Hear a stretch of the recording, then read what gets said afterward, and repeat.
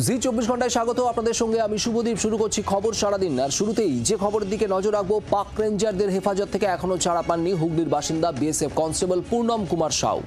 পাকিস্তানি বাহিনীর সঙ্গে দফায় দফায় বৈঠকে বসেছে বিএসএফ, যদিও এরপরেও সমাধান সূত্র মেলেনি, এখনো ফেরানো হয়নি ওই বিএসএফ কনস্টেবলকে। আর এই অবস্থায় একরাশ উৎকণ্ঠা নিয়ে আজ পাঞ্জাবের উদ্দেশ্যে রওনা দিচ্ছেন জওয়ানের অন্তঃসত্ত্বা স্ত্রী রজনী সাউ। হুগলি থেকে পাঞ্জাবের উদ্দেশ্যে পাড়ি দেবেন আজ দুপুর 1টা নাগাদ। দমদম বিমানবন্দর থেকে তার বিমান ধরার কথা। প্রথমে যাবেন চণ্ডীগড়, তারপর সেখান থেকে পাঠানকোটে। হুগলির রিষড়ায় পূর্ণম কুমার সাউয়ের বাড়ি থেকে রয়েছেন আমাদের প্রতিনিধি বিক্রম দাস।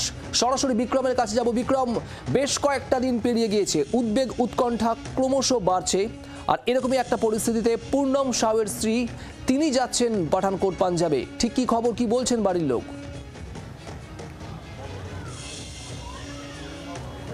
একেবারেই দেখো, প্রায় 6 দিন অতিক্রান্ত, এখনো পর্যন্ত পূর্ণম কুমার সাউ, যেই বিএসএফ জওয়ান কার্যত পাকিস্তানের যে বাহিনী রয়েছে বা রেঞ্জার্স রয়েছে তাদের তরফ থেকে আটক করা হয় যাকে, তার এখনো পর্যন্ত কিন্তু পরিবারের সদস্যরা জানতে পারেনি যে তিনি কেমন আছেন, কি অবস্থায় আছেন। এবং সব থেকে যেটা বড় প্রশ্নের উত্তর তারা খুঁজছেন যে কবে ছাড়া পাবে এই বিএসএফ জওয়ান, সেই উত্তর কিন্তু তারা এখনো পর্যন্ত পাননি।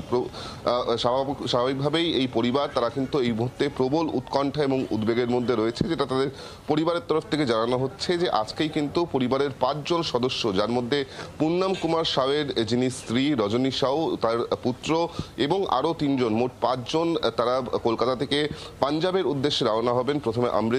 প্রথমে চণ্ডীগড় থেকে সড়ক পথে তারা কিন্তু পৌঁছে যাবেন পাঠানকোটে, এবং সেখানেই বিএসএফ এর যে হেডকোয়ার্টার রয়েছে সেখানকার বিএসএফ এর সিনিয়র অফিসিয়ালসদের সঙ্গে তারা কথা বলবেন। কারণ গতকালও পরিবারের তরফ থেকে যেটা জানানো হচ্ছে যে বিএসএফ এর একটি প্রতিনিধি দল তারা কল্যাণী থেকে এসেছিল এবং তাদের সঙ্গে বেশ কিছুক্ষণ কথা বলে সেখানে বিএসএফ এর তরফ থেকে তাদেরকে আশ্বস্ত করা হয়েছে যে পূর্ণম কুমার সাউ তিনি সুরক্ষিত আছেন, এবং সব রকমের চেষ্টা করা হচ্ছে তাদের তরফ থেকে যাতে পূর্ণম কুমার সাউকে দ্রুত ফিরিয়ে আনা যায়। কিন্তু এখনো পর্যন্ত তাকে তিনি ছাড়া না পাওয়ায়, অর্থাৎ পূর্ণম কুমার সাউ তিনি পাক রেঞ্জারদের হেফাজতে থাকায় কিন্তু পরিবারের সদস্যদের উৎকণ্ঠা এবং উদ্বেগ ক্রমশ বাড়ছে। স্বাভাবিক বিক্রম, উৎকণ্ঠা এবং উদ্বেগ বাড়ছে, আর শেষ পর্যন্ত ফিরিয়ে আনার মরিয়া চেষ্টায় আজ পাঞ্জাব উড়ে যাচ্ছেন রজনী সাউ, পূর্ণম কুমার সাউয়ের স্ত্রী। কি বাংলার আওয়াজ, বাঙালির আবেগ, জি 24 ঘন্টা।